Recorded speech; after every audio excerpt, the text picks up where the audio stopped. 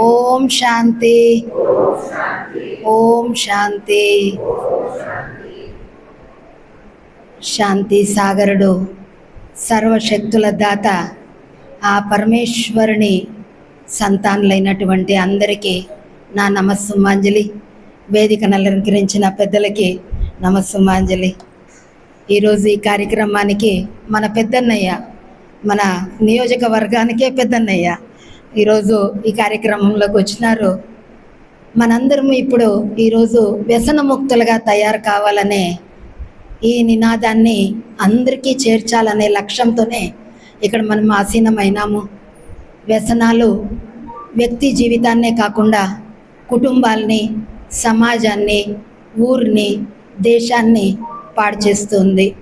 ఎన్నో మాదక ద్రవ్యాలకి, మత్తు పదార్థాలకి అందరూ వశమవుతున్నారు. దీన్ని దూరం కావాలని వాళ్ళు ప్రయత్నిస్తారు, కుటుంబ సభ్యులు కూడా చెప్తూ ఉంటారు, ఇంకెన్నో ప్రయత్నాలు జరుగుతూ ఉంటుంది.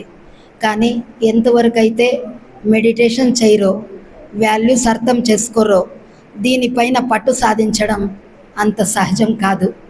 ఈరోజు వదులుదామని చెప్పింటారు. ఎందుకంటే ఇక్కడ మేము మత్తు పదార్థాలు తీసుకోకుండా ఉండడానికి హోమియోపతి మెడిసిన్ ఇస్తాం సార్ రెగ్యులర్గా. ఇక్కడికి వచ్చి ఎంతోమంది తీసుకెళ్తారు. మరి దాంట్లో కొందరు మాత్రమే దాంట్లో తీసుకెళ్ళిన మెడిసిన్ తీసుకొని దానిపైన విజయం సాధిస్తారు, మళ్ళీ మత్తు పదార్థం ముట్టరు. కానీ కొందరు కాలేకపోతారు. అక్కడ మేము కారణం గమనించాము, ఎందుకు కొందరు సాధించగలుగుతున్నారు, కొందరు సాధించలేరు అని. ఎవరైతే రెగ్యులర్ మెడిటేషన్కి వస్తారో, క్లాసెస్ అటెండ్ అవుతారో వాళ్ళు దీనిపైన విజయాన్ని సాధించగలుగుతున్నారు. ఎవరు కేవలం మెడిసిన్ మాత్రం తీసుకుంటారో, మరి రెగ్యులర్ మెడిటేషన్ చేయరు, వాళ్ళకి సాధన చేయడం కష్టమవుతుంది. ఎందుకంటే మెడిటేషన్ ద్వారానే పాజిటివ్ యాటిట్యూడ్ అనేది వస్తుంది. వ్యక్తికి తన కర్తవ్యం ఏమి, సమాజంలో నేను ఎందుకు వచ్చినాను, భగవంతుడు నన్ను ఈ సమాజంలోకి ఎందుకు పంపించినాడు. మనందరం జన్మ తీసుకున్నాము. జన్మానికి, ప్రతి ఒక్కరి జన్మకు ఒక కారణం ఉంటుంది. ఆ కారణాన్ని మనం నెరవేర్చాలి. ఆ కారణాన్ని నెరవేర్చింది మనము మళ్ళీ వెళ్ళడానికి కూడా కాదు. మనం ఏ కారణంగా వచ్చినాం, ఏ మంచి పని చేయడానికి భగవంతుడు ఇక్కడ మనల్ని పంపించినారు, ఇది మనకు అర్థం కావాలి, అవగాహన రావాలి. అది ఎప్పుడు వస్తుందంటే మెడిటేషన్ ద్వారానే మనకు అర్థమవుతుంది. ఎందుకు మనం జన్మ తీసుకున్నాం, ఎందుకు సంపాదించడానికి, వండుకొని తినడానికేనా? ఆహా, భగవంతుడు మన ఒక్కొక్కరిని ఈ సృష్టిపైన అవతరింపచేసినారు ఎన్నో మంచి కర్తవ్యాలని చేయడానికి, ఎందుకు ఆదర్శంగా మనం నిలబడడానికి, ఎన్నో శ్రేష్టమైన కర్తవ్యాల ద్వారా జన ఉద్ధరణ, సమాజ ఉద్ధరణ, విశ్వ ఉద్ధరణ చేయడానికి భగవంతుడు మనకు అందరికీ జన్మనిచ్చినారు. మనం ఇక్కడ జన్మ తీసుకున్నాము. మనం మన కర్తవ్యాన్ని పూర్తి చేయాల్సిందే. లౌకికం మామూలుగా ఏమనుకుంటామంటే పిల్లలకు జన్మనివ్వడం, వాళ్ళని ఒక స్థాయిలోకి నిలబెట్టడం మన కర్తవ్యం ముగిసింది. అంతటితో మన కర్తవ్యం ముగిదు. ఇంకెంత కర్తవ్యానికి భగవంతుడు మనల్ని పంపించినారో ఆ కర్తవ్యాన్ని మనం చేసినప్పుడే మనం ప్రశాంతంగా వెళ్తాము. ఎంతమంది పుట్టినవాడు గిట్టక తప్పదు అనేది అందరికీ తెలుసు. వెళ్ళేటప్పుడు ప్రశాంతంగా వెళ్ళేవాళ్ళు ఎంతమంది, చింతలతో, బాధలతో, దుఃఖంతో, అశాంతితో వెళ్ళేవాళ్ళు ఎంతమంది. ఎలా వెళ్ళాలి? నవ్వుతూ జీవించాలనుకుంటాము. వెళ్ళేటప్పుడు కూడా మనం సంతోషంగా వెళ్ళాలి కదా. సంతోషంగా వెళ్ళాలంటే దానికి ఆధారం ఏమి? మన కర్తవ్యాన్ని మనం ఫుల్ఫిల్ చేసుకోవాలి. కాబట్టి మనందరి కర్తవ్యాన్ని మనం చేయడానికే భగవంతుడు మనందరినీ ఈ సృష్టిపైన అవతరింప చేసినారు. మన కర్తవ్యం చేయాలి. దాంట్లో అనేక మందికి సందేశాన్ని, మంచి మార్గాన్ని, శ్రేష్ఠ మార్గాన్ని, ఉన్నతమైన మార్గాన్ని మనం తెలపాలి. ఎందుకంటే మనం ఒక్కొక్కరు కనీసం ఎక్కువ మందికి కాకపోయినా 10 మందికైనా ఆదర్శ జీవితాన్ని జీవించాలి. మనం చనిపోయిన తర్వాత పోయినారు వీళ్ళు మంచిదైంది అని ఎవరు అనుకోకూడదు. ఏమనుకోవాలి? వాళ్ళు ఎంత మంచి చేసినారు, ఇంకా 4 కాలాలు ఉండింటే బాగుండింది కదా అనేలాంటి ప్రేరణ మన తర్వాత అందరికీ కలగాలి. అలాంటి కర్తవ్యాన్ని మనం చేయాలి ఈ సృష్టి పైన. అందుకే మనందరము జన్మించినాం. మనందరూ ఈ సృష్టిలో కారణ జన్ములు. మనమందరూ ఈ సృష్టిలో కారణ జన్ములు. మన కర్తవ్యాన్ని ముగించి వెళ్ళేదానికే పరమాత్ముడు సందేశం ఇచ్చినారు. అందులో ఇప్పుడు మనకి ముఖ్యంగా కర్తవ్యము ఈ సమాజాన్ని మనం వ్యసనాల నుండి ముక్తులుగా చేయాలి. ఎందరూ ఎన్ని విధాలుగా వ్యసనాలకి ఇబ్బంది పడుతున్నారో మనకు అన్ని విషయాలు తెలుస్తూనే ఉంది. కాబట్టి ఇప్పుడు మనం ప్రతి ఒక్కరము అప్పుడే నేను ప్రతిజ్ఞ కూడా చేస్తున్నాము.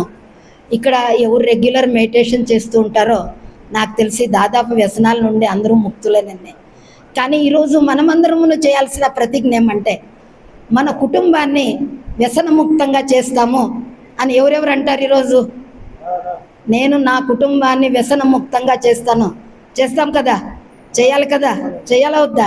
మన కుటుంబాన్ని అయినా వ్యసనముక్తంగా చేద్దాం. ఎవరెవరు చేద్దాము? చేయొద్దండి. ఏ ఇంట్లో కూడా వ్యసనాలు వద్దు. ప్రతి ఇల్లు సుఖశాంతులతో ఉండాలి. ఇదే మాకి ముఖ్యమైనటువంటిది. ఎందుకంటే చాలాసార్లు నేను క్లాసులో అంటూ ఉంటానన్నమాట, ఇంట్లో అరుచుకోవడాలు, తిట్టుకోవడాలు, బేజారుకోవడాలు, కోపాలు లేకుండే ఎన్ని రోజులు గడుస్తుంది ప్రతి ఇల్లుని? నేను అడిగిన కనీసం ఒక నెలైనా చేపుచ్చగలరా అని. నెల ఎందుకు అక్కయ్య, ఒక రోజు ఉండదు. ప్రతిరోజు దేనికో ఒక దానికి అరుచుకోవడాలు, తిట్టుకోవడాలు జరుగుతూ ఉంటుంది. మన ఇంటిని మనం స్వర్గంగా చేయాలని ఎంత కష్టపడుతున్నాం, ఎంత ధన సంపాదన చేస్తున్నాం. మరి ఇంట్లో ప్రశాంతత లేకపోతే, ఇంట్లో శాంతి లేకపోతే, ఇంట్లో నెమ్మది లేకపోతే సమాజాన్ని ఎలా మనం ఉన్నతం చేయగలుగుతాము? కాబట్టి మొదట మన కుటుంబాన్ని మనము వ్యసనముక్తులుగా చేయాలి.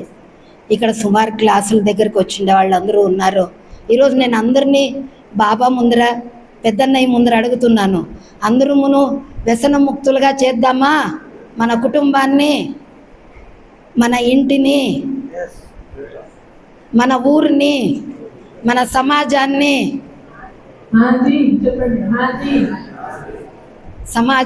దేశాన్ని వ్యసనముక్తంగా చేస్తాము. అన్ని స్కూల్ కాలేజీలకు వెళ్దాము, వ్యక్తుల దగ్గరికి వెళ్దాము, తెలుపుదాము, వ్యసనాల నుండి మీ జీవితాలని పాడు చేసుకోవద్దు. ఈరోజు ఏదో ఆనందంగా ఉంటుంది వ్యసనాలు, కానీ సదాకాలానికి ఇది జీవితాన్ని పాడు చేస్తుంది అనే సందేశాన్ని అందరికీ తెలుపుదాము. ఈ కార్యక్రమాన్ని ఇప్పుడు మేము ఇక్కడి నుంచి ఈరోజు 7 మండలాల్లో మరియు 40 ప్రాంతాల్లో ఈ కార్యక్రమాన్ని ప్రారంభిస్తున్నాము. అందరి దగ్గరికి వెళ్ళి ప్రతి ఒక్కొక్కరికి వ్యసనం నుండి ముక్తులు కావాలి. అవే కాకుండా ఇప్పుడు మత్తు పదార్థాలు, మరి మాదక ద్రవ్యాలు అనేది వ్యసనం కాదు. చింత కూడా ఒక పెద్ద వ్యసనం కాదా అండి? ఎన్నిటికీ చింతపడుతూ రాత్రి పోగొట్టుకుంటున్నారే, ఇది ఒక వ్యసనం కాదా? ఎందుకు చింతించాలి? పరమేశ్వరుడు మనందరికి ఒక సందేశం చెప్తారు, కర్తవ్యం కర్మణ్య వాధికారస్తే మా ఫలేషు కదాచన. కర్మ చేయడం నీ కర్తవ్యము, దాని తర్వాత ఫలాలు ఏముంటాయో నువ్వు ఆలోచించొద్దు. ఆ పరమేశ్వరునికి వదిలేయి, అన్నీ మంచి జరుగుతుంది. ఆ నమ్మకంతో ఉండండి, చింత చేయొద్దు. చింత చేస్తే ఏదైనా పోగొట్టుకోండేది పొందుకోగలిగినారా? ఎవరైనా వృథా ఆలోచిస్తే, అవసరం లేని ఆలోచనలు చేస్తే ఏదైనా పోగొట్టుకోండేది పొందుకున్నారా? మనస్సును ప్రశాంతం చేసుకోండి, అప్పుడే మనము ఎంతో సాధించగలుగుతాము, ఎంతో చేయగలుగుతాము.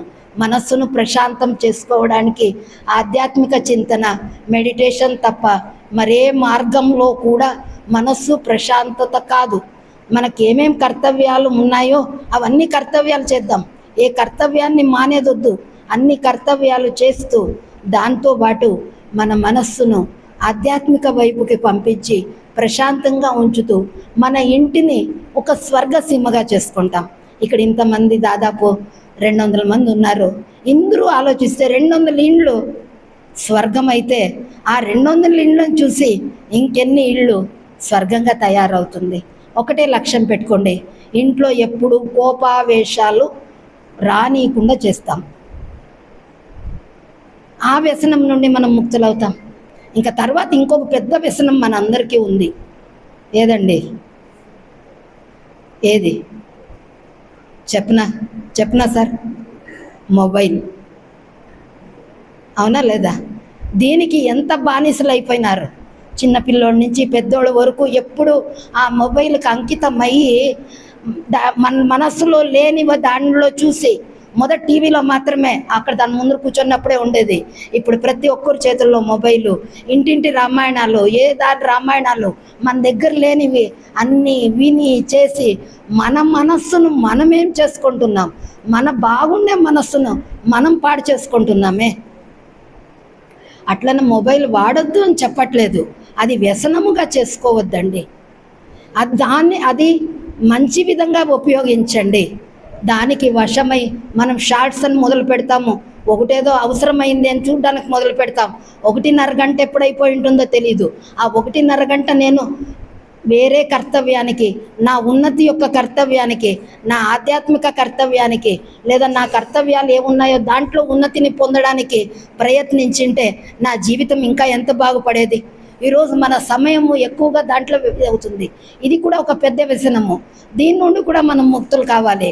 కేవలం వ్యసనాలే కాదు. కరెక్టే సార్ నేను చెప్తుండేది.